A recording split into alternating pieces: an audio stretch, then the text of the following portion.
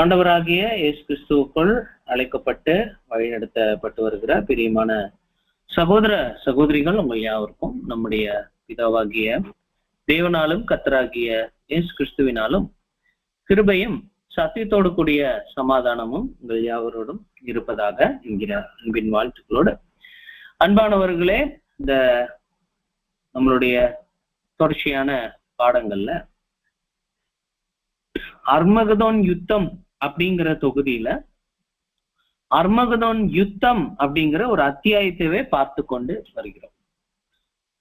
இந்த 11வது அத்தியாயம் அப்படிங்கிறது இந்த அத்தியாயத்திலேயே வச்சு ரொம்ப முக்கியமான ஒரு அத்தியாயமாக அது காணப்படுகிறது. அன்பானவர்களே, உங்களுக்கு தெரியும், இந்த ஒரு அத்தியாயம் பிற்பாடு சகோதர சகோதரிகள் 7ஆம் தூதன் கிட்ட இந்த ஒரு தலைப்பே பொருத்தமான தலைப்பாக இந்த தொகுதிக்கு இருக்கும் அப்படின்னு சொன்னதுனால இந்த ஒரு தலைப்பையே பிற்காலங்கள்ல அவர் வச்சுட்டார். ஆரம்பத்துல பழிவாங்கும் நாள் அப்படிங்கிற ஒரு தலைப்பு தான் இந்த தொகுதிக்கு இருந்தது. இந்த 4வது தொகுதிக்கு ரொம்ப ரீசெண்டா, அதாவது அவருடைய கடைசி காலகட்டங்கள்ல அவர் அர்மகதோன் யுத்தம் அப்படின்னு ஒரு தலைப்பாக இது மாத்தினார் அப்படிங்கிறது நமக்கு தெரியும். இதுல வரலாற்றில நடந்துட்ட 2 முக்கியமான சம்பவங்களை அடையாளமாக எடுத்துக்கொண்டுதான் இந்த பாடத்தினை நமக்கு 7ஆம் தூதன் பகிர்கிறார்.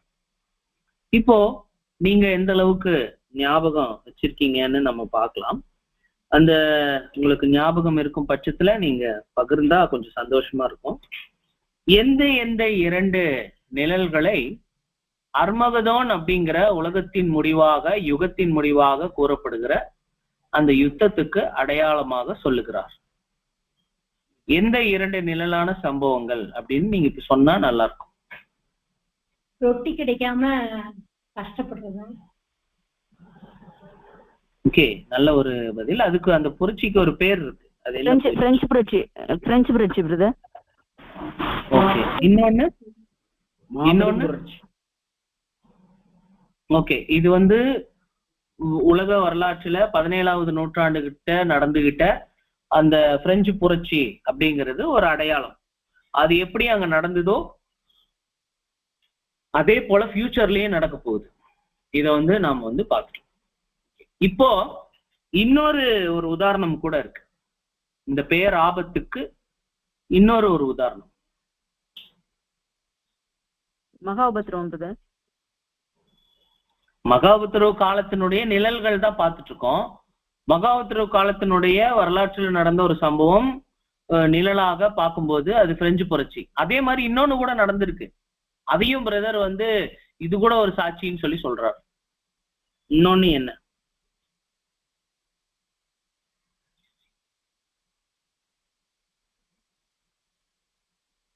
ரெண்டு பார்த்தோம் இல்லையா? ஒண்ணுதான் நம்ம ஃபுல்லா பார்த்தோம். இன்னொன்னு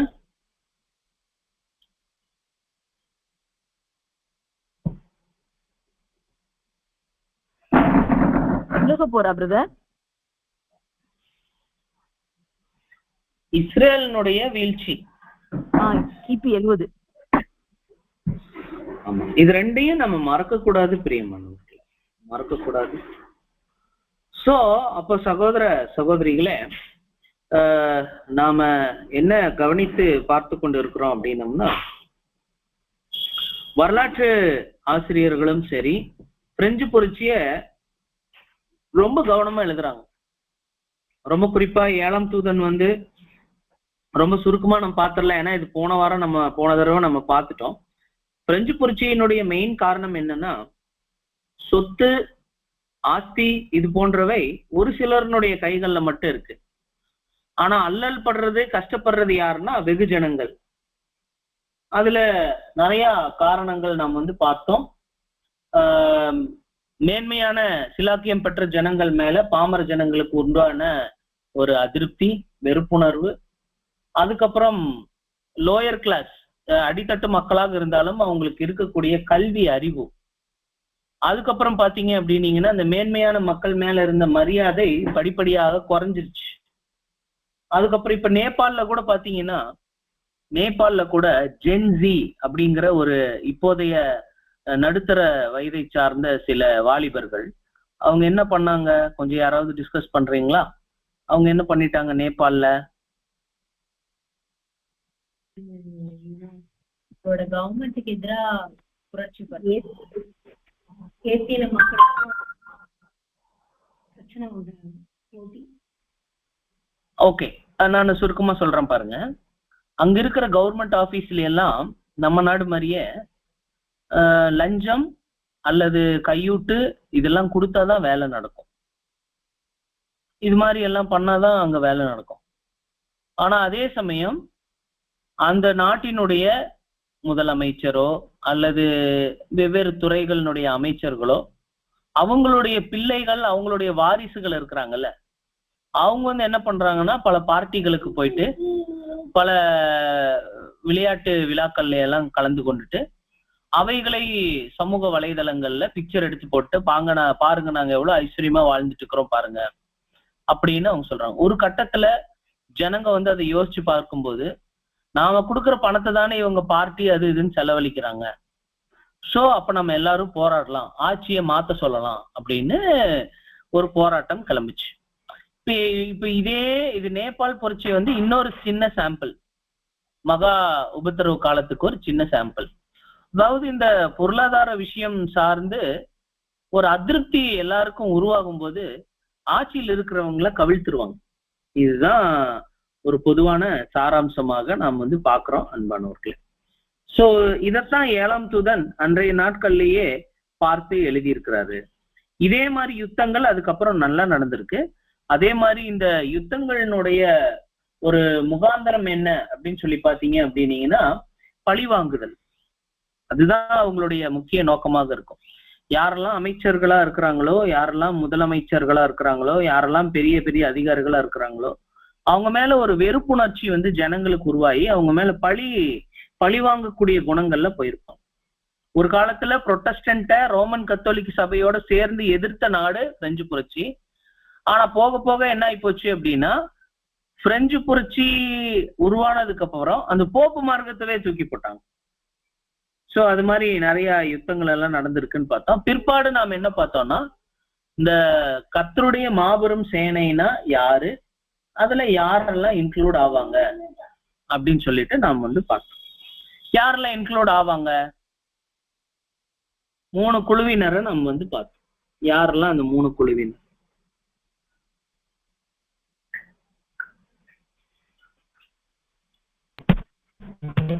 கர்த்தருடைய சேனை ஒண்ணு.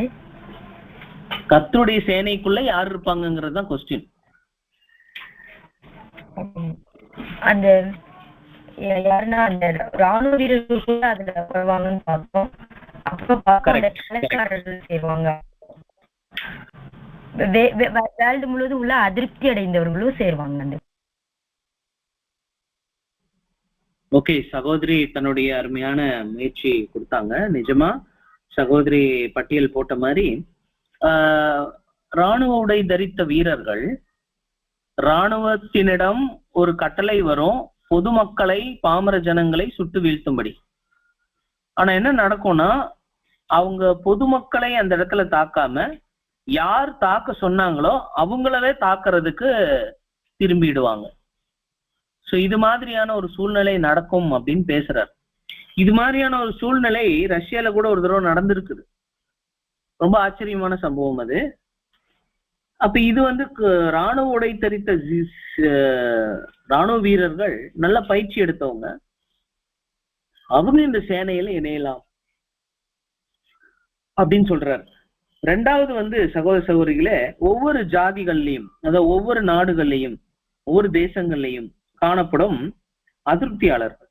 3வது புறஜாதி தேசங்கள் காணப்படக்கூடிய ஜனங்கள், இவங்க கூட இதுல சேருவாங்க அப்படின்னு சொல்லிட்டு நாம் வந்து பார்த்தோம் அன்பானவர்கள். அதுக்கப்புறம் கடைசியாக எல்லா இடங்கள்லயும் வெடிக்கும் போது கடைசியாக ஒரு பெரு வெடிப்பு எங்க உருவாகும்னா யாக்கோபின் இக்கட்டு காலம் அப்படின்னு சொல்லிட்டு அது இஸ்ரேல்ல வெடிக்க தூங்கும். எரேமியா 30வது அதிகாரம், எசேக்கியேல் 38, 39 ஆகிய பகுதிகளை நாம் வந்து பார்க்கணும். எப்படி இஸ்ரேல் மேல யுத்தம் பெருக ஆரம்பிக்கும் அப்படின்னா, அங்க இருக்கக்கூடிய வளங்களின் மீது இருக்கக்கூடிய ஒரு பேரார்வம் தான். எதிரி தேசங்கள் ஏன் இன்றைக்கு இஸ்ரேலை டார்கெட் பண்றாங்கன்னா, அந்த தேசத்துல எண்ணெய் இருக்கிறதாக ஒரு தோற்றம். ஒருவேளை அவங்க பாலஸ்தீனர்களை அடையாளம் காட்டிட்டு, பாலஸ்தீன ஜனங்களுடைய மனித உரிமைகளை அடையாளம் காட்டிக்கிட்டு உள்ள நுழைய விரும்புவாங்க. ஆனா நுழையிறதுனுடைய முக்கிய காரணம் என்ன அப்படின்னா, அங்க இருக்கக்கூடிய இயற்கை வளங்களை எடுக்கிறது தான். ஒருவேளை அது இனியும் எடுக்கப்படாத அல்லது பிற்காலத்துல ரொம்பவும் பயனுள்ள எண்ணெய் வளங்களாக இருக்கலாம், அல்லது இன்னும் அங்க இருக்கக்கூடிய தண்ணீர் வளங்களாக இருக்கலாம், அல்லது இன்னும் அங்க இருக்கக்கூடிய வறண்ட நிலங்கள், அல்லது இன்னும் அங்க இருக்கக்கூடிய தொழில்நுட்ப வளர்ச்சிகள், இவைகளையெல்லாம் எடுத்துக்கொள்வதற்கு தான் பண்ணுவாங்க. இதை யாரு புரோக்கர் மாதிரி இருந்து செயல்படுவாங்கன்னா, ஐநா மற்றும் அமெரிக்காவின் ஐக்கிய நாடுகள். இவர்கள் தான் என்ன பண்ணுவாங்கன்னா, இஸ்ரேலை மனமடிய செய்து இணங்கி போக சொல்லுவாங்க. சகோதர சகோதரிகளை, இந்த மாதிரி சிக்கல் வரும்போது இந்த மாதிரி நியூஸ் எல்லாம் நீங்க எப்ப கேக்குறீங்களோ, அது போன்ற தருணங்கள்ல இஸ்ரேலை எல்லாரும் சேர்ந்து நீ அடிபணியணும் அப்படின்னு சொல்லக்கூடிய தருணங்கள்ல அப்ப என்ன நடக்கும்னா, இஸ்ரேல் அடிபணியாமல் எதிர்த்து போரிடும் போது அங்கே உருவாகக்கூடிய ஒரு மாபெரும் கிளர்ச்சி தான் என்ன அப்படின்னா இந்த அர்மகதோன் யுத்தம். சோ இது வரக்கூடிய தருணங்கள்ல உலகமெங்கிலும் இருக்கிற எல்லா தேசத்துல இருக்கக்கூடிய இஸ்ரேல் ஜனங்களும் முடுக்கி விடப்பட்டிருப்பாங்க இஸ்ரேல் நோக்கி. நீங்க இங்க வேண்டாம், நீங்க அங்க போங்க அப்படின்னு விரட்டி விடுவோம். அப்ப இது நாள் வரைக்கும் பார்க்கும்போது அதிகமான இஸ்ரேலர்கள் கடந்த 50 ஆண்டுகளுக்கு முன்னாடி இருந்த இஸ்ரேலர்களை விட இப்ப லாஸ்ட் 50 ஆண்டுகள்ல அநேகம் பேர் இஸ்ரேல போய் தஞ்சம் அடைஞ்சிருக்கிறாங்க. மற்ற நாடுகள்ல அவங்களுக்கு அந்த இது அங்கீகாரம் கிடைக்க மாட்டேங்குது இப்போ, அதனால அவங்க போய்கிற ஆரம்பிச்சிடறாங்க. சகோதர சகோதரிகளே, இது மாதிரியான ஒரு யுத்தம், ஒரு பெரிய யுத்தம், 3ஆம் உலக போர் போல அங்க உருவாகும் போது இஸ்ரேல் கைவிடப்பட்டார் அப்படின்னு நினைக்கிற தருணங்கள்ல அங்க அற்புத ஆச்சரியமாக தேவனுடைய கை இஸ்ரேலை பாதுகாக்கும். இது 7ஆம் தூதனுடைய எழுத்துக்களாக இதுல நாம் பாக்குறோம். அன்பான ஆரம்பத்திலிருந்தே அவரு கவனித்து கொண்டிருக்கிறார். 7ஆம் தூதன் இந்த புஸ்தகத்துல பல இடங்கள்ல எழுதியிருக்கிறாரு. அது என்ன அப்படின்னா, இஸ்ரேல் தேசத்துல அநேகர் கொஞ்சம் கொஞ்சமா இணைய ஆரம்பிச்சுட்டாங்க. ஜனங்கள், அதனுடைய பூர்வ குடிகள் இணைய ஆரம்பிச்சுட்டாங்க. எப்படியெல்லாம் இணைச்சாரு அப்படின்னு நம்ம பேசிக் சப்ஜெக்ட்ல பார்த்திருக்கோம். முதல் மீனவர்களை அனுப்பிச்சாரு. அதுக்கப்புறம் யார் அனுப்பிச்சாருங்க? வேட்டைக்காரர்கள். அருமையா சொன்னார், வேட்டைக்காரர்கள். முதல் மீனவர்கள் போய் ஒருத்தரா முக்கியமானவங்களை கொண்டு வந்தாங்க இஸ்ரேலுக்குள்ள. அதுக்கப்புறம் ஹிட்லருங்கிற போன்ற வேட்டைக்காரர்கள் ஜெர்மானிய இனப்படுகொலை மூலமாக அநேகரை இந்த மாதிரி படுகொலை வெளியில நடக்கும்போது, முதல் இஸ்ரேல்ல நடந்த போது எல்லாரும் தெரிச்சு தேசம் கண்டங்கள் தாண்டி போனாங்க. இப்ப அங்க பிரச்சனை நடக்கும்போது அவங்க சொந்த தேசத்துக்கு தான் வந்தாகணும். சோ இது போன்ற சூழ்நிலையில இஸ்ரேல் தேசத்தினர் பெரும்பான்மையானவர்கள் உலகத்தின் மற்ற எல்லா நாடுகளிலும் இல்லாமல் இஸ்ரேல் தேசத்துல குடியுரிமை ஆகியே ஆகணும், மீண்டும் சேர்ந்தே ஆகணும் அப்படிங்கிற ஒரு சூழ்நிலை வரும்போது நாம் மேற்சொன்ன எல்லா காரியங்களும் நடைபெறும். அது மாதிரியான நடைபெறும் காலகட்டங்கள்ல யாக்கோபின் இக்கட்டு காலம் அங்கு நடக்கும். இதுதான் நாம் இதுக்கு முன்னாடி நாம் பார்த்தோம் அன்பானவர்களே. இப்போ 12வது அத்தியாயத்துக்குள்ள நாம் போறோம். இப்ப 12வது அத்தியாயத்தினுடைய பேரு, அதாவது ரொம்ப முக்கியமான ஒரு அத்தியாயம். இந்த அத்தியாயத்தை இப்ப தலைப்பு படிப்பாங்க பாருங்க, கேளுங்க. நமது கர்த்தரின் மாபெரும் தீர்க்க தரிசனம். இப்போ அர்மகதோன் பத்தி பார்த்ததுக்கு அப்புறம் இப்ப அதனோடு தொடர்புடைய இன்னொரு டாபிக் அது என்ன அப்படின்னு சொல்லி பாத்தீங்க அப்படின்னீங்கன்னா, அதுதான் நமது கர்த்தருடைய மாபெரும் தீர்க்க தரிசனம். இது ஏன் பிரதர் இப்படி பேசினார்னா, கர்த்தரேசு நிறைய தீர்க்க தரிசனம் பேசியிருக்காரு. அவர் வந்தபோது நிறைய தீர்க்க தரிசனங்கள் நிறைவேறவும் செஞ்சிருக்கு. ஆனா இந்த தீர்க்க தரிசனம் பாத்தீங்கன்னா ரொம்ப இந்த நாம நின்றுட்டு இருக்கக்கூடிய இந்த 2ஆம் யுகத்தையே முடித்து வைக்கக்கூடிய ஒரு தீர்க்க தரிசனம். அப்படிப்பட்ட ஒரு தீர்க்க தரிசனம் 2000 ஆண்டுகளுக்கு முன்பாக கர்த்தர் இயேசு பேசியிருக்கிறார். இப்போ உங்களுக்கு எந்த அதிகாரம் ஞாபகம் வருது நீங்க சொல்லலாம். பைபிள்ல எங்க பேசியிருக்கிறாரு இந்த தீர்க்க தரிசனத்தை? எடுத்தோடனே இந்த தலைப்பு கேட்டோடனே நீங்க எல்லாரும் சொல்லணும் இந்த சாப்டர் அப்படின்னு சொல்லணும். அது எந்த சாப்டர்? மத்திய 24 அங்கேயே போட்டுக்கு பிரதர். மத்திய 24, மார்க் 13, லூக்கா. சோ பார்த்துதான் சொல்றீங்க, பார்க்காம சொல்ல மாட்டீங்க இல்லையா? சோ சகோதரிகளே, எப்பவுமே கர்த்தர் இயேசுவினுடைய மாபெரும் தீர்க்க தரிசனம்னா கண்ணு முன்னாடி மத்திய 24 வந்து நின்னறணும். இன்னொரு அதிகாரம் கூட இருக்கு. இது இன்னொரு அதிகாரம் கூட நம்ம கண்கள் முன்னாடி இருக்கணும். என்னது? அதனுடைய லூக்கா 21:15. 21. ஓகே, கரெக்டா சொல்லிட்டீங்க. சோ அப்ப இந்த 2 அதிகாரங்களை நாம கைகள் வச்சுக்கணும். நம்ம ரட்சகர் இந்த சுவிசேஷத்தினுடைய முடிவு குறிச்சு நம்ம கிட்ட பேசின ஒரு மிகப்பெரிய தீர்க்க தரிசனம் அல்லது தீர்க்க தரிசனங்களுடைய கூட்டமைப்பு எங்க இருக்கு அப்படின்னா இந்த 2 அத்தியாயங்கள்ல இருக்கு. அத பேசக்கூடியது தான் இந்த 12வது அத்தியாயம். ரொம்ப பெரிய அத்தியாயம் இது. இப்போ நாம என்ன பண்ணலாம் அப்படின்னா இடையில நம்ம பேச வேண்டியதாக இருக்கு. அப்ப நீங்க வந்து மஸ்ட் நம்ம வந்து மத்தேயு 21 எடுத்துக்கலாம். சாரி, மத்தேயு 24 எடுத்துக்கலாம். அதுல வந்துட்டு கர்த்தர் நீண்ட நெடிய ஒரு தீர்க்க தரிசனங்கள் லைனா பேசிட்டே வர்றாரு. நிஜமா இப்போ நீங்க ஒரு எக்லிஷியாவுடைய எல்டர் அல்லது ஒரு எக்லிஷியாவா ஸ்டடி பண்றோம் அப்படிங்கிற போது மத்தேயு 24 எடுத்து வச்சு இப்ப நீங்க இந்த வால்யூம்ல இருக்கிற இந்த சாப்டரையும் மத்தேயு 24 வச்சு நீங்க தனியா படிச்சு பார்க்கணும் அல்லது எக்லிஷியாவா ஸ்டடி பண்ணி பார்க்கணும். பாத்தீங்கன்னா மிகுந்த பலன் இருக்குங்க. ஏன்னா நம்ம ரொம்ப சரியா புரிஞ்சுக்கலாம். இது அங்க நடந்த சம்பவம் என்ன அப்படின்னு சொல்லி பார்க்கும்போது மத்தேயு 24 ஆரம்பத்துல கர்த்தர் இயேசு ஒரு இடத்துல இருக்கிறாரு.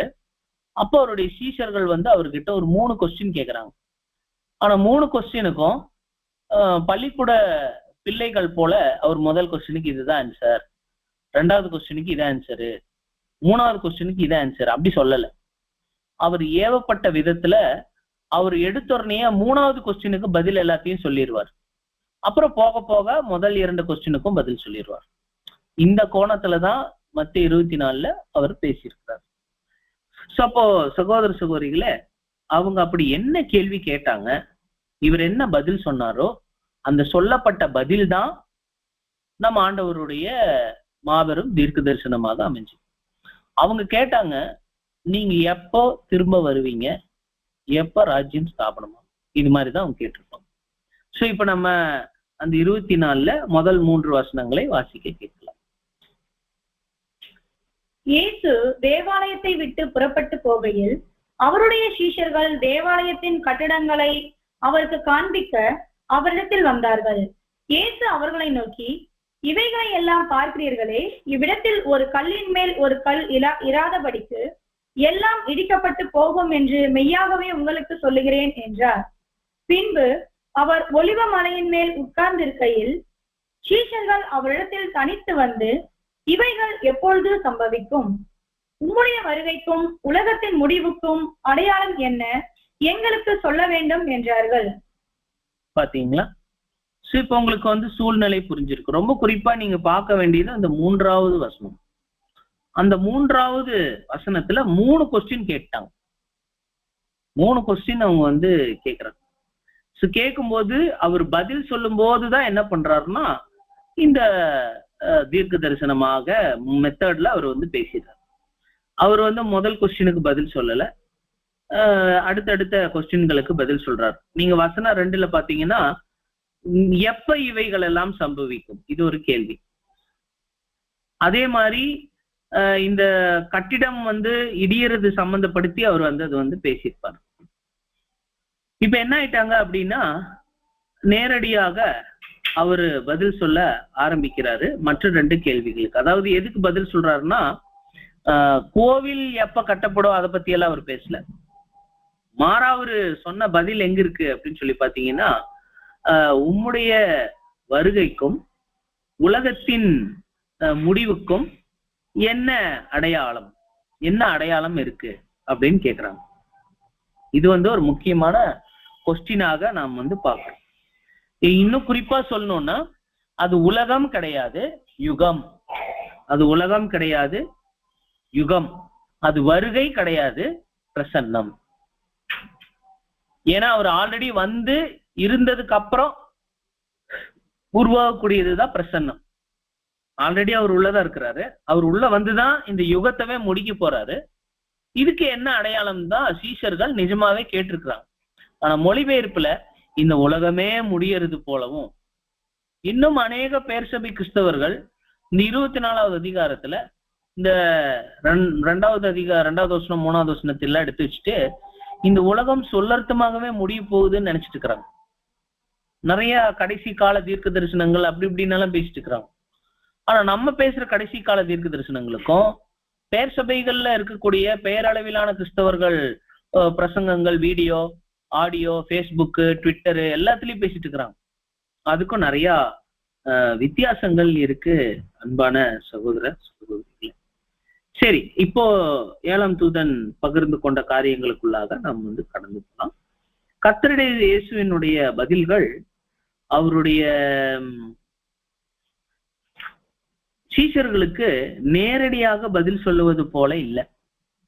நேரடியா பதில் சொல்லியிருந்தா எல்லாரும் அவங்களுடைய வாழ்க்கை முறையை மாத்திருப்பாங்க. எப்படின்னா அவங்களுக்கு பிரயோஜனமான மாதிரி மாத்திருப்பாங்க. கர்த்தர் இயேசு எச்சரிக்கை உணர்வு உண்டாகும்படிக்கு இவைகளை மறைமுகமாக பேசினார், மறைபொருளாக பேசினார் அப்படிங்கிற ஒரு கருத்தை இவர் முன்வைக்கிறார். ரொம்ப குறிப்பா அவர் பேச வந்த காரியம் என்னன்னா, இன்னும் நிறைய வருஷங்கள் ஆகும் அப்படிங்கிறது தான். இதுதான் அவர் சொல்ல வர்றார். கர்த்தர் இயேசு 2000 வருஷம் முன்னாடி பேசும்போது இது உடனே வராது, இதெல்லாம் சம்பவிக்கிறத நீங்க ஃபியூச்சர்ல பார்க்கும்போது அப்பதான் இது வரும் அப்படின்னு அவர் பேசினார். சோ அதுல என்னென்ன அப்படின்னு நம்ம பார்க்க போறோம். ரொம்ப குறிப்பா இன்னொன்னு சொன்னாரு, நான் எப்படி என்னுடைய கடைசி காலகட்டத்துல, முதலாம் பிரசன்ன காலகட்டத்துல தனக்கு எப்படி பேராபத்து, பெரிய சங்கடம் அவருடைய சொந்த சரீரத்துக்கு வந்ததோ, அதே மாதிரி 2ஆம் பிரசன்ன காலகட்டத்துல இந்த பூமியில் இருக்கக்கூடிய ஜனங்கள், பேர் சபை ஜனங்கள், கிறிஸ்து இயேசுவின் அடையாள அங்கங்களாக இருக்கக்கூடிய சபைக்கு அநேக உபத்திரவங்களை கொடுப்பாங்க. நம்ம வாங்கியே ஆகும். அது மாத்திரம் இல்ல, நம்ம அதிகமாக புடமிடப்பட்டிருப்போம், பரிசோதிக்கப்பட்டிருப்போம். இது கடைசி காலத்துல நடக்க வேண்டிய ஒரு சம்பவம். அப்போ இன்னைக்கு எத்தனாம் தேதி? 26 நவம்பர். ஆனா ஒரு புது சிருஷ்டிக்கு இது ஒரு சோதனையின் நாள். இது ஒரு சோதனை காலம். நாம இருக்கக்கூடிய காலம் அறிவின் யுகம் தான், கிருபையின் காலம் தான், ரட்சணியத்தின் காலம் தான். ஆனா தனிப்பட்ட விதத்துல உங்களையும் என்னையும் தேவன் இந்த அழைப்புக்கு பாத்திரவான்களா இருக்கிறீங்களா அப்படிங்கிறதுக்கு அவர் என்ன பண்றாருன்னா, நம்மளை பரிசோதித்து கொண்டு இருக்கிறார். நம்மளை எல்லாம் நம்ப முடியுமா அப்படிங்கிறதுக்கான சோதனைகள் நம்ம மேல போய்கிட்டு இருக்கு. நம்ம நிரூபிச்சு காண்பிக்கணும், தேவனே என்ன நீங்க நம்பலாம் அப்படிங்கிறத நாம் நிரூபிச்சு காண்பிக்கணும். ஆனா பல சமயங்கள்ல நாம நம்மளை நம்ப முடியாத நபர்களாக காட்டும்போது அது என்ன சிக்கலுக்குள்ள உருவாகுது அப்படின்னா, தேவனுடைய வாய்ப்புக்குள்ள நாம் போவதுல ஒரு பெரிய சங்கடம் அங்க உருவாகுறதை காட்டுறது. அதுக்கப்புறம் பல எச்சரிக்கைகளை கொடுக்குறாரு. தன்னுடைய சபையினுடைய நிறைவின் காலம் எப்படி இருக்கும் அப்படிங்கிறதுக்கு சில உதாரணங்கள் காட்டுறது. அது என்னன்னா, வசனம் 4 மற்றும் 5. இதுதான் ஃபர்ஸ்ட் வார்னிங்க. ஆனா இதை பத்தி பின்னாடியும் டீல் பண்ணுவார். ஃபர்ஸ்ட் லைட்டா சொல்லிட்டு அப்புறம் பின்னாடி இன்னும் அதிகமாகவும் சொல்லுவாரு. லூக்கா 21லயும் சொல்லுவார். சோ கை இங்கேயும் வச்சுக்கணும், லூக்கா 21லயும் வச்சுக்கணும். ஃபர்ஸ்ட் நாம் கொடுக்கப்பட்டிருக்கிற அவருடைய பிரசன்ன காலத்துல கொடுக்கப்பட்டிருக்கிற ஒரு எச்சரிக்கை என்ன அப்படின்னா, கள்ள தீர்க்கதரிசிகள் பற்றின எச்சரிக்கை. நாங்க தான் உண்மையான சர்ச் அப்படின்னு அவங்க பேசுவாங்க. நாங்க தான் உண்மையான கிறிஸ்துன்னு ஒருத்தர் சொல்லுவாரு நாம நினைச்சிட்டு இருக்கிறோம். நாங்க தான் உண்மையான கிறிஸ்தவர்கள்னு சில பேர் சொல்றதைத்தான் அவர் அங்க சொல்லியிருக்கிறார் அன்பானவர்களே. வாசிக்கலாம் 24:4-5. இயேசு அவர்களுக்கு பிரதியுத்தரமாக, ஒருவனும் உங்களை வஞ்சியாதபடிக்கு எச்சரிக்கையாய் இருங்கள். ஏனெனில் அநேகர் வந்து என் நாமத்தை தரித்துக் கொண்டு நானே கிறிஸ்து என்று சொல்லி அநேகரை வஞ்சிப்பார்கள்.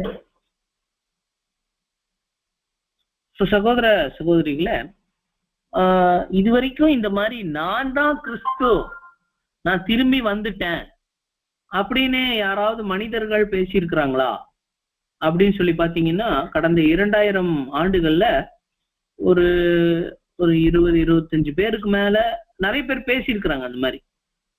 ஆனா அவங்களால பல கோடி பேர்களை வஞ்சிக்க முடியல. ஆனா வசனம் சுட்டி காட்டும் போது என்ன சொல்லுது அப்படின்னா, மீண்டும் ஒரு முறை வாசிக்கலாம்.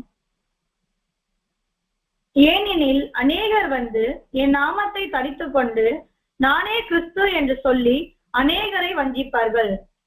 இந்த அநேகரை வஞ்சிக்க கூடிய ஒரு கள்ள கிறிஸ்துவாக இதுவரைக்கும் தனிப்பட்ட நபர்கள் வந்ததில்லை. இப்ப நம்ம அந்தி கிறிஸ்துவனா யார் இல்லைன்னு நாம சொல்லுவோம்? தனி நபர் இல்லை, இது ஒரு அமைப்பு. அப்படின்னு நாம் சொல்றோம் இல்லைங்களா? அதே மாதிரி இந்த வசனத்துல சொல்லக்கூடிய கள்ள கிறிஸ்துக்கள் அப்படின்னு சொல்லக்கூடியது யாரு அப்படின்னா தனி நபர் கிடையாது. மெயினா நாம் பார்க்க வேண்டியது ஒரு மிகப்பெரிய ஒரு குரூப், அது ஒரு கூட்டம். அது சகோதர சகோதரிகளே, இதை குறிச்சு நாம பின்னாடி மறுபடியும் 24வது வசனத்துல இருந்து படிப்போம், அங்க பார்ப்போம். அதுக்கு அடுத்தது இப்போ 4-5 முடிச்சுட்டு 6வதுல இருந்து 13வது வசனம் வரைக்கும் பார்க்கும்போது அதை 2ஆ பிரிக்கிறாரு. 6 to 8 ஒண்ணு, 9 to 13 ஒண்ணு, 9 to 13. இப்ப 6 to 8 வரைக்கும் படிக்கும்போது அதுல என்ன வருது அப்படின்னு சொல்லி பாருங்க. அது பாத்தீங்க அப்படின்னீங்கன்னா, பல தேசங்கள்ல யுத்தங்களை பற்றிய செய்திகளும் பத்தி தான் இது சுசேஷகம் முழுக்க இப்படிதாப்பா இருக்கும் அப்படின்னு பேசுறாரு. துப்பாக்கி கண்டுபிடிக்கப்பட்டு பல தேசங்கள்ல என்ன நடக்கும் அப்படின்னு சொல்லி பாத்தீங்கன்னா, அந்த போராட்டங்கள், கலவரங்கள், போர் பற்றின செய்திகள், யுத்தங்கள், இவைகள் தான் நடக்கும் அப்படின்னு பேசுறாரு. மேபி நம்ம 6 to 8 படிச்சு பார்க்கலாம். யுத்தங்களையும் யுத்தங்களின் செய்திகளையும் கேள்விப்படுவீர்கள், கலங்காதபடி எச்சரிக்கையாய் இருங்கள். இவைகள் எல்லாம் சம்பவிக்க வேண்டியதே, ஆனாலும் முடிவு உடனே வராது. ஜனத்துக்கு விரோதமாய் ஜனமும் ராஜ்யத்துக்கு விரோதமாய் ராஜ்யமும் எழும்பும். பஞ்சங்களும் கொள்ளை நோய்களும் பூமி அதிர்ச்சிகளும் பல இடங்களில் உண்டாகும். இவைகள் எல்லாம் வேதனைகளுக்கு ஆரம்பம். சரி, இப்போ சொன்ன மாதிரியே இந்த கருத்தை நாம் வந்து பார்த்தோம். சோ உங்களுக்கு புரியும் யுத்தங்கள் பற்றின விஷயங்கள் எங்கெங்கன்னா அங்கங்க வெடிச்சுக்கிட்டே தான் இருக்கு. இதுக்கு அடுத்தது சகோதர சகோதரிகள 9ல இருந்து 13 வரைக்கும், அதாவது 6ல இருந்து 8 வரைக்கும் உலகத்துல இருக்கக்கூடிய ஒவ்வொரு கண்டங்கள்லயும் இருக்கக்கூடிய நாடுகளினுடைய வரலாறு. பட் 9 to 13 வரைக்கும் சபையினுடைய வரலாறு. 9ல இருந்து 13 வரைக்கும். சோ முதல் வந்து 6 to 8 அரசியல் பாகம், 9 to 13 வந்து மத பாகம். இந்த மத பாகங்கள்ல ரெண்டு காரியங்கள் இருக்கு. ஒண்ணு உண்மை கோதுமை வகுப்பார், இன்னொன்னு பொய்யான கோதுமை வகுப்பார். உண்மை கோதுமை வகுப்பார் வந்து நல்லவங்க, அவங்களுக்கு நிறைய பாடுகள் இருக்கும். இது வந்து ஒரு மிகப்பெரிய ஒற்றுமை. ஆனா இந்த பொய்யான கோதுமை வகுப்பார் மத்தியில என்ன நடக்க ஆரம்பிக்கும் அப்படின்னா, அவங்க வேதத்துல படிச்சு பிரசங்கம் பண்ணுகிற அன்பு அவங்க மத்தியில காணாம போயிடும். அன்பு வந்து அவங்க கிட்ட இருக்காது.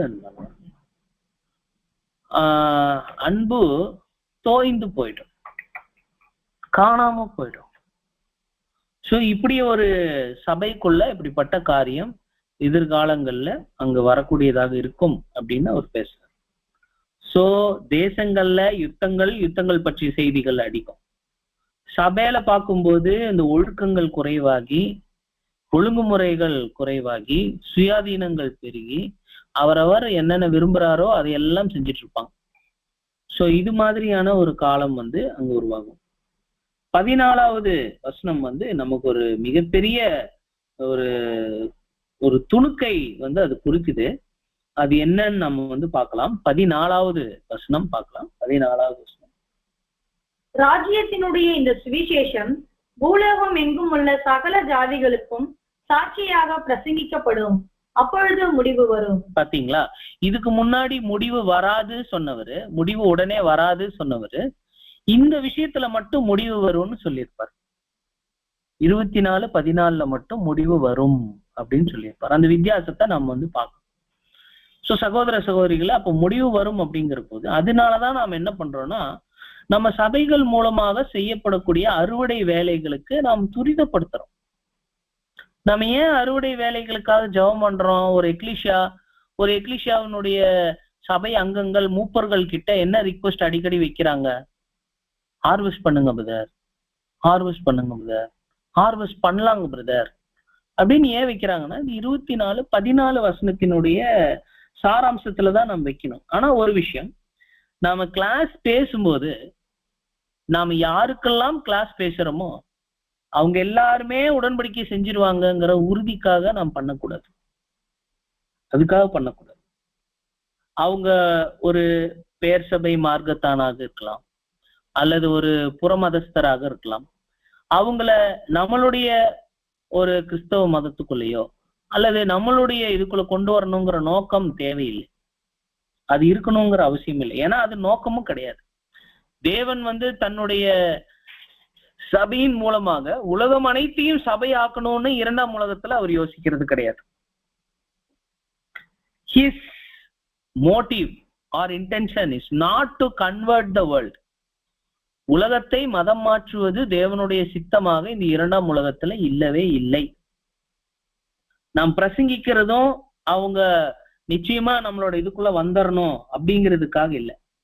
நம்மளுடைய மெயின் நோக்கமே என்னன்னா, ராஜ்யம்னா என்னன்னு தெளிவா உங்களுக்கு சொல்லி கொடுக்கணும். அதுதான் நம்மளுடைய வேலை. அதுக்குள்ள இருந்து உண்மையான சபை வைப்பார வெளியே வாங்கங்கிற அழைப்பை நாம் கொடுக்கணும்.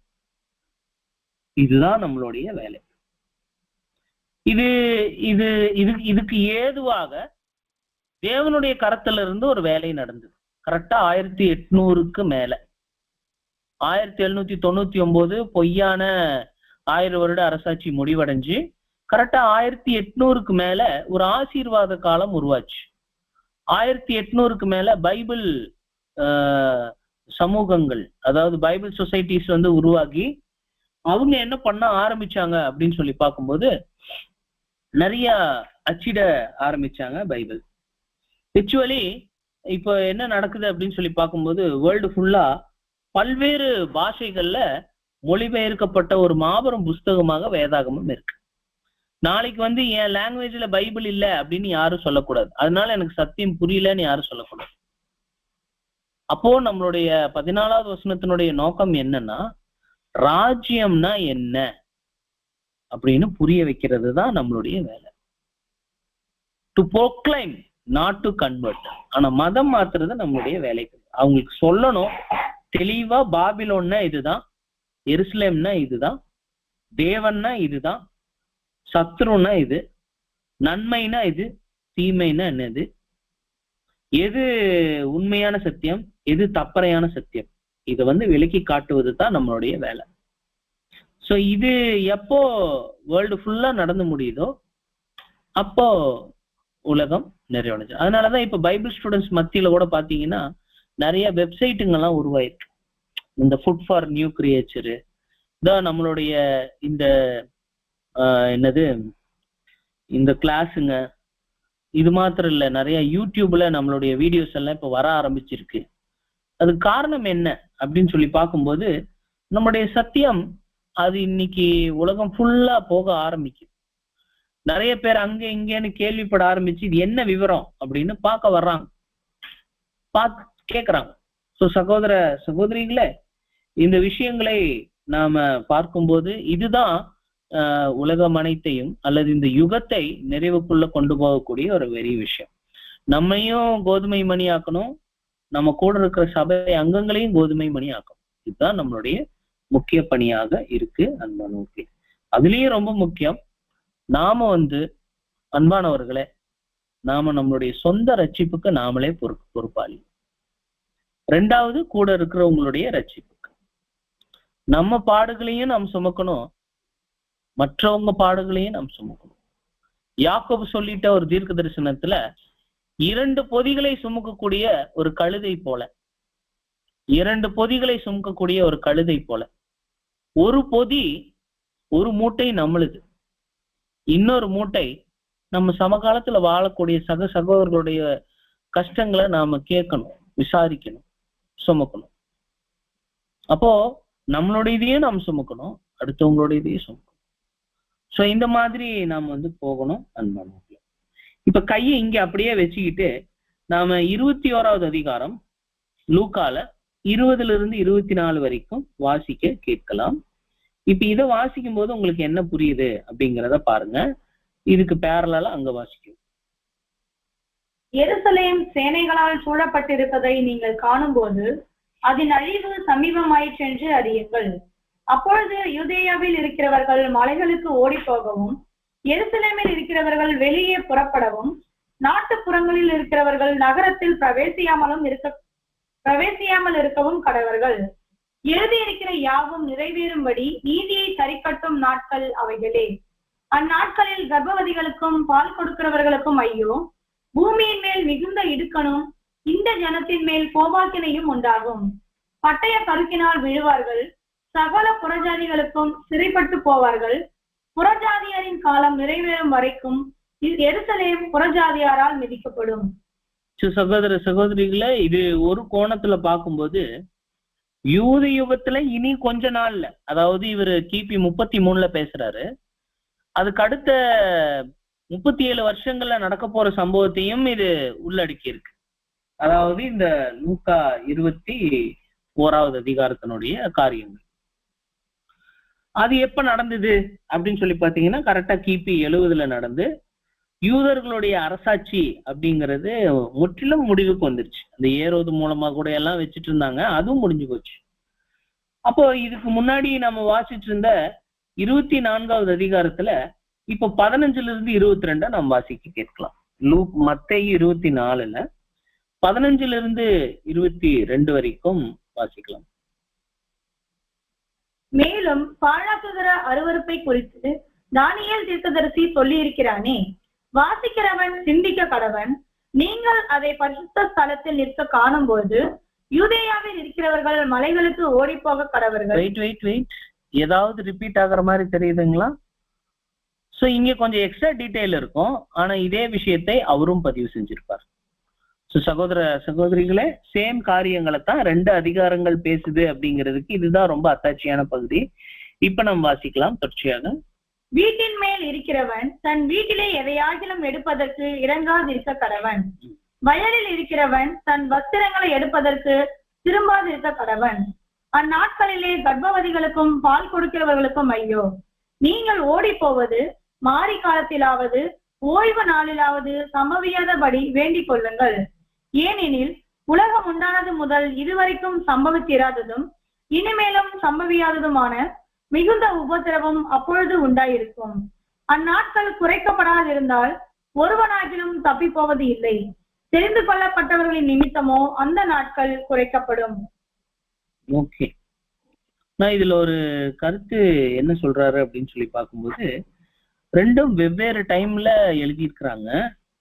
ஆனா ஒரே மாதிரியான கருத்துக்களை எழுதினது போல நமக்கு தெரியுது. இருந்தாலும் சின்ன சின்ன வித்தியாசங்கள் அங்க இருக்கிறதை நாம் பாக்குறோம் அப்படிங்கிறாரு.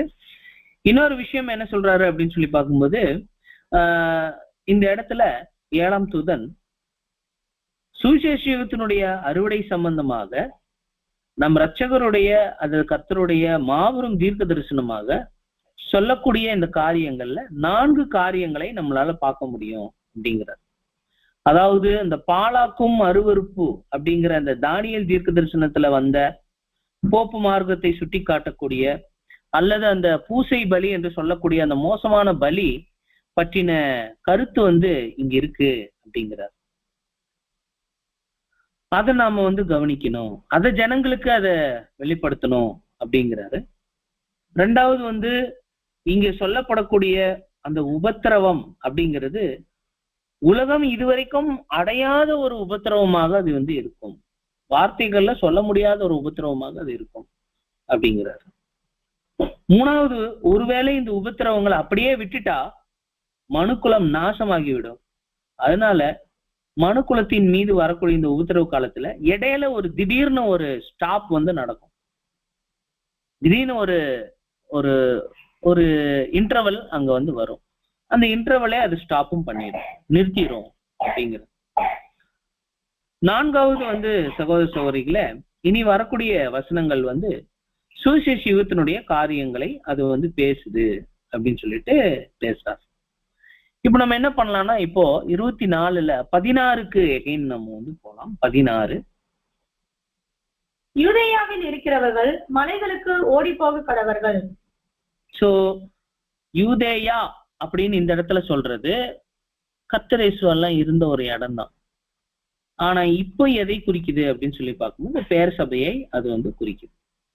மலைக்கு போகணும் அப்படின்னு சொல்றது ராஜ்யம் சம்பந்தமான சத்தியங்களுக்குள்ள போறத அது குறிக்கும். சகோதர சகோதரிகள, இதத்தான் வெளிப்படுத்தல் 18 அவளை விட்டு வெளியே வா என்பதும் யூதேயாவில் இருக்கிறவர்கள் மலைகளுக்கு போங்கள் அப்படிங்கிறதும் ரெண்டும் ஒண்ணுதான்.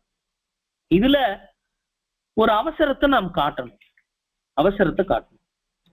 அந்த அவசரத்தை பத்தி 17-18 நம்ம பார்க்கலாம்.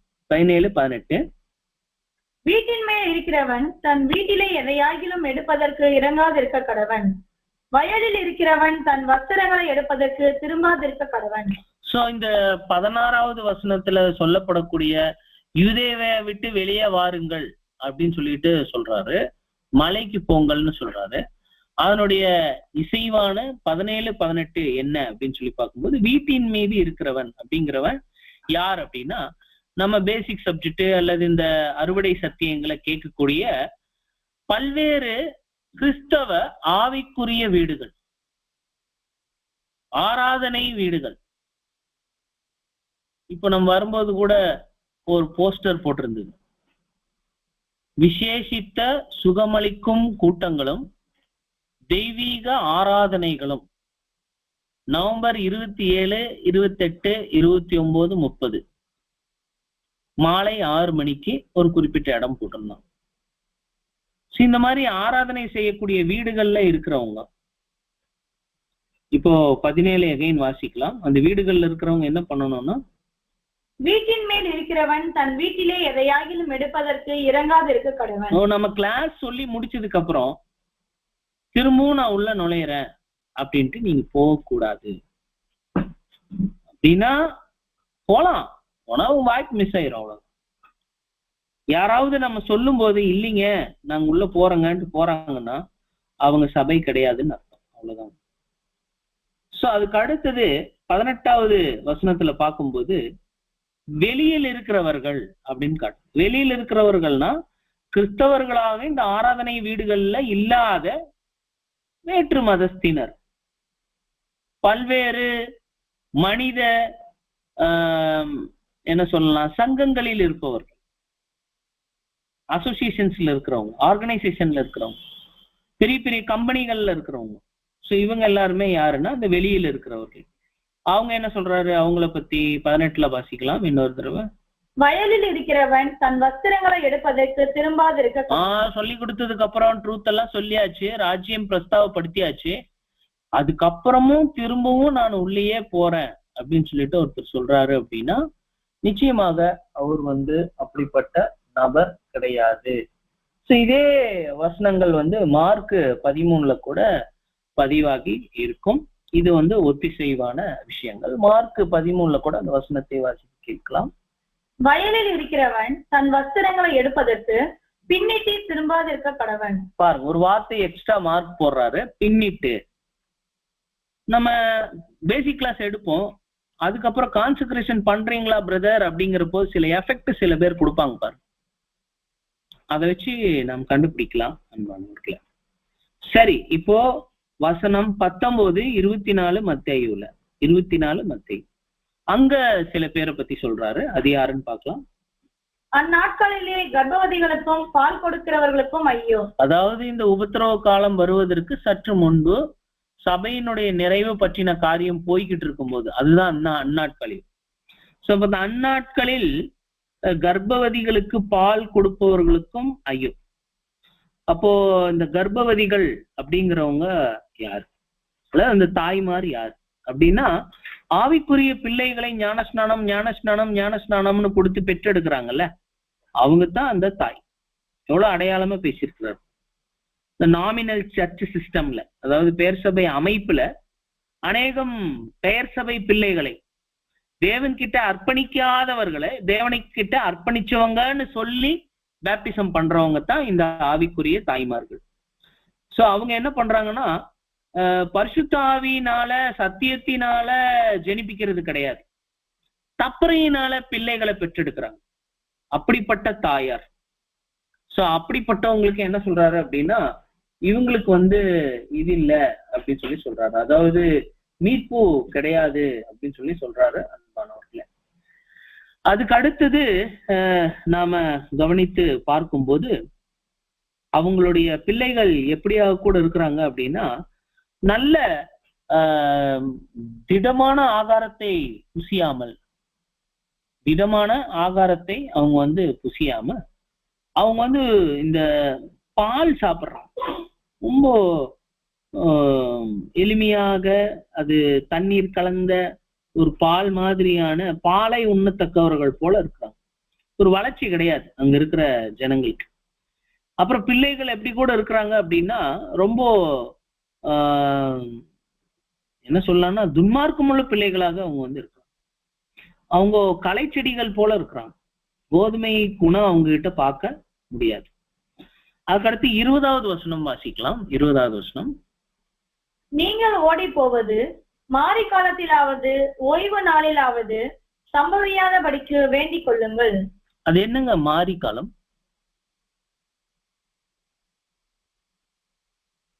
இப்ப நவம்பர், டிசம்பர், ஜனவரி, இது எந்த மாசம்?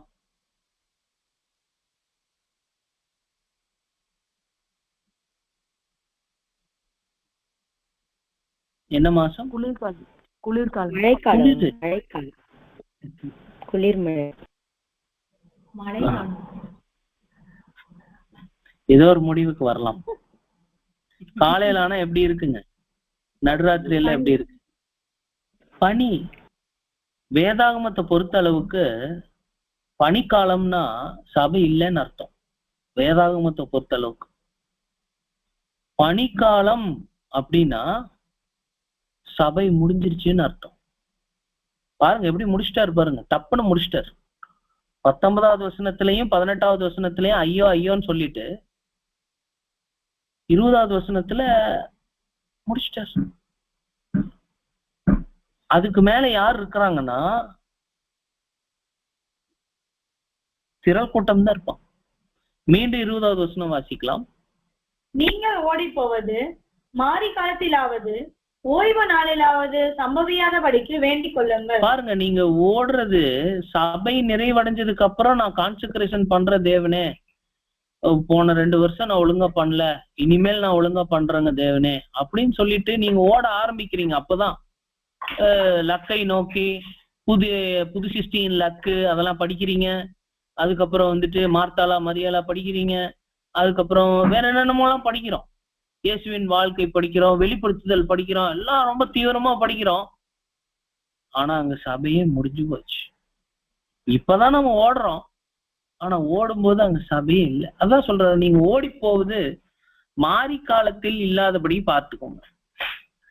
அதே சமயம் சொல்றாரு ஓய்வு நாள் அப்படின்னா ராஜ்யமே ஸ்டார்ட் ஆகி போச்சு. 7ஆம் நாள்ங்கிற அந்த ராஜ்யமே ஸ்டார்ட் ஆகி போச்சு. அதுக்கு மேல ஓடி என்னங்க பிரயோஜனம்?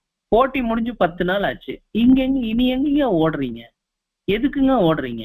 அப்படிங்கிற மாதிரியான ஒரு சிச்சுவேஷன், அது சூழ்நிலை. அது எப்பவுமே வின்டர் டைம், வின்டர் பனிக்காலம், குளிர்காலம் அப்படின்னு வந்துட்டா அது என்ன ஆயிடுச்சு அப்படின்னு சொல்லி பார்க்கும்போது கோதுமை எல்லாம் நிறைவடைஞ்சு சபை காலம் முடிஞ்சு போச்சு. ஒருவேளை சில கோதுமைகள் அது முதிர்ச்சி அடையாம இருக்குது அப்படின்னா அது திரள் கூட்டம் தான் அன்பானவர்களே. அது நிச்சயமாக ஒரு மிகப்பெரிய செங்கல் சூளைக்குள்ள போய் எரிஞ்சு அதுக்கப்புறம் பின்னாடி வரணும். சரி, இப்ப நம்ம முதல் வார்னிங் எதுன்னு பார்த்தோம், முதல் எச்சரிக்கையாக எதுன்னு நம்ம பார்த்தோம். 4-5 வசனங்கள்ல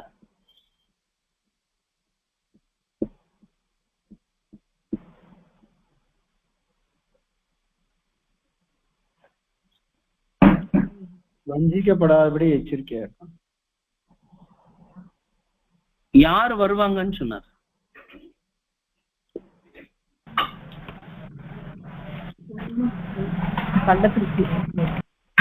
கரெக்ட். அநேக கள்ள கிறிஸ்துக்கள் வருவாங்க அப்படின்னு சொல்லி சொன்னாங்க இல்லைங்களா? அதனுடைய விளக்கம் மீண்டும் டச் பண்றாரு. மீண்டும் 23 இருந்து 27 வரைக்கும், 24, 23 இருந்து 27. அப்பொழுது இதோ கிறிஸ்து இங்கே இருக்கிறார், இதோ அங்கே இருக்கிறார் என்று எவனாகிலும் சொன்னால் நம்பாதேயுங்கள். ஏனெனில் கள்ள கிறிஸ்துக்களும் கள்ள தீர்க்கதரிசிகளும் எழும்பி கூடுமானால் தெரிந்து கொள்ளப்பட்டவர்களையும் வஞ்சிக்கத்தக்கதாக பெரிய அடையாளங்களையும் அற்புதங்களையும் செய்வார்கள். இதோ முன்னதாக உங்களுக்கு அறிவித்திருக்கிறேன். ஆகையால் அதோ வனாந்தரத்தில் இருக்கிறார் என்று சொல்வார்களானால் புறப்படாதிருங்கள்.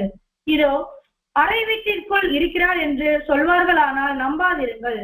மின்னல் கிழக்கிலிருந்து தோன்றி மேற்கு வரைக்கும் பிரகாசிக்கிறது போல மனுஷகுமாரனுடைய வருகையும் இருக்கும்.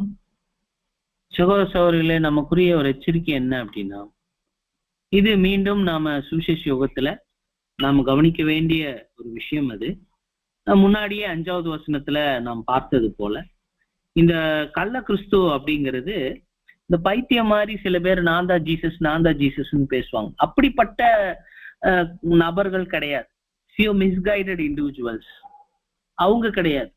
தன்னைத்தானே ஏமாற்றி கொண்டுட்டு மற்றவங்க அனைவரையும் இந்த ட்ரெண்டிங்காக தங்களை புகழ்படுத்திட்டு இருப்பாங்க. அந்த மாதிரி நபர்கள் கிடையாது. மாறாக இது தெரிந்து கொள்ளப்பட்டவர்களையும் வஞ்சிக்கத்தக்கதாக நல்லா நம்ம கூடவே தான் இருந்திருப்பாங்க. பட் திடீர்னு வேற ஒரு சிஸ்டம்ல போய் ஜாயின் பண்ணிருப்பாங்க. அல்லது நம்ம கூடவே தான் இருப்பாங்க, ஆனா அவங்க கிட்ட பேர் சபையினுடைய ஆவி போகாம இருந்திருக்கும். இது மாபெரும் அந்தி கிறிஸ்து அமைப்பாக இருக்கக்கூடிய இந்த கள்ள கிறிஸ்துக்கள் அப்படிங்கிறது மாபெரும் அந்தி கிறிஸ்து அமைப்பை பத்தி தான் இங்கேயும் பேசுறார். பேப்பசி பத்தி தான் பேசுறாரு. ஆனா இது எப்படிப்பட்ட ஒரு பேப்பசி அப்படின்னா, இது ரெட்டிப்பு மடங்கானது. அதாவது கத்தோலிக்கேய மற்றும் புரொட்டஸ்டன்ட் சபைகள் இரண்டும் சேர்ந்து நாங்கள் கிறிஸ்துவின் சரீரம், நாங்க தான் கிறிஸ்து அப்படின்னு பேசுவாங்க. சகோதர சகோதரிகளே, இன்னும் என்ன அப்படின்னு சொல்லி பாத்தீங்க அப்படின்னீங்கன்னா, இன்னொரு விஷயத்தை பத்தியும் இது பேசுது. சில ஆவி உலக வேலைகள் எல்லாம் செய்வாங்க இந்த சபைகள்ல.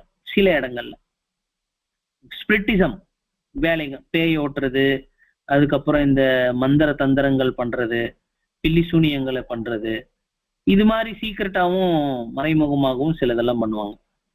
இந்த குழுக்களை தான் என்ன பண்றாருன்னா, தெரிந்து கொள்ளப்பட்டவர்களையும் வஞ்சிக்கத்தக்கதாக ரொம்ப ஜாக்கிரதையான ஒரு எச்சரிக்கையை நாம் கவனிக்கும்படி செய்கிறார். அதுக்கப்புறம் என்ன பண்றாருன்னா, வனாந்தரத்தில் இருப்பார்கள் அப்படின்னு சொல்றாங்கன்னா, அதாவது சில பேர் சொல்லுவாங்க தனி அறையில அவர் இருக்கிறாரு அப்படிங்கிற போது, சில தீர்க்கதரிசிகள் என்ன சொல்லுவாங்கன்னா, பெரிய பெரிய மேடைகள்ல நான் ஒரு ரூம்குள்ள இருந்தேன், அந்த ரூம்குள்ள ஜீசஸ்னுடைய முகத்தை பார்த்தேன்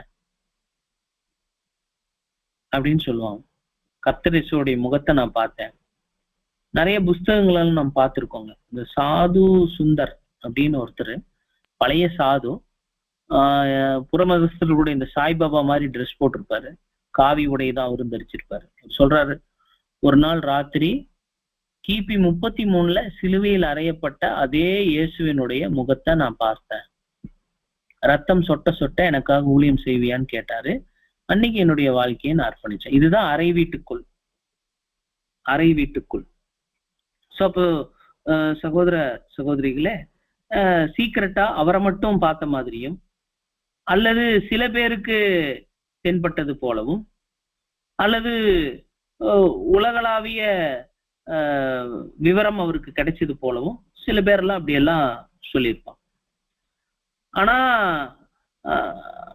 அப்படி பேசக்கூடிய ஜனங்கள் சொல்லுவது போல இல்லை. அவருடைய வருகை சூரியன் எப்படி, அங்க மின்னல்ங்கிறது தப்பான வார்த்தை, பேசிக் சப்ஜெக்ட்ல நம்ம கேட்டிருக்கிறோம்.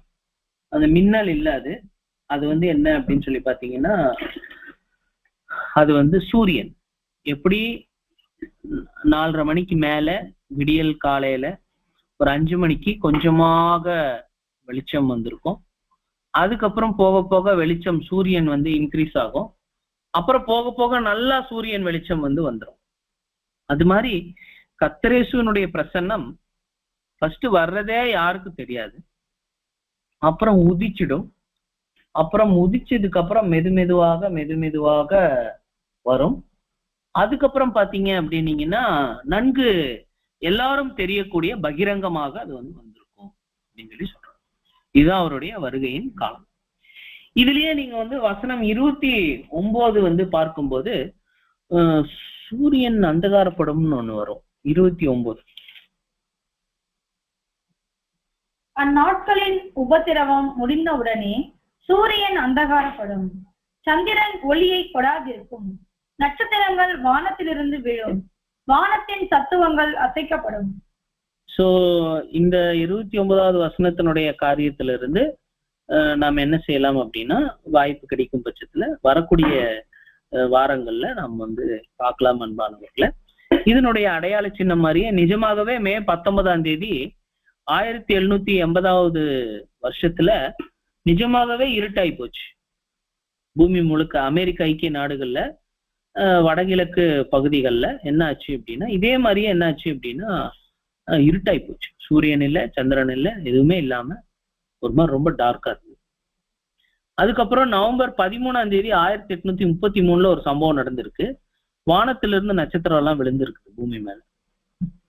இது மாதிரி எல்லாம் நடந்திருக்குதுங்க. சோ ஆனா இது கர்த்தரேசு, இது சொல்லர்த்தமாக பேசல, சொல்லர்த்தமாக அவர் பேசல. மாறாக எங்கிருந்து பேசியிருக்கிறாரு அப்படின்னா அடையாள பாஷையாகத்தான் அதை பேசுறாரு. இதனோட அடையாள அர்த்தங்கள் என்ன அப்படிங்கிறது உங்களுக்கு ஓரளவுக்கு தெரியும், பார்த்திருப்பீங்க, படிச்சிருப்பீங்க, ஞாபகம் வச்சிருப்பீங்க. இன்னொரு தடவை நீங்க பார்க்கணும் அப்படின்னா நீங்க புஸ்தகத்துல கூட ஒரு தடவை படிச்சு பாருங்க. நான் வரக்கூடிய நாட்கள்ல பார்க்கலாம் அன்பானவர்கள். கிட்டத்தட்ட ஒரு 7:10 போது ஆரம்பிச்சோம், 8:10 ஆகியிருக்குங்க. நம்ம இந்த 12வது அத்தியாயத்தினுடைய ஒரு பெரிய அத்தியாயம், இதனுடைய பின்பாகத்திலிருந்து 13, 14 பின்னாடி நாம் பார்க்கலாம். ரொம்ப நன்றி பிரதர் சிஸ்டர்ஸ், தேங்க்யூ.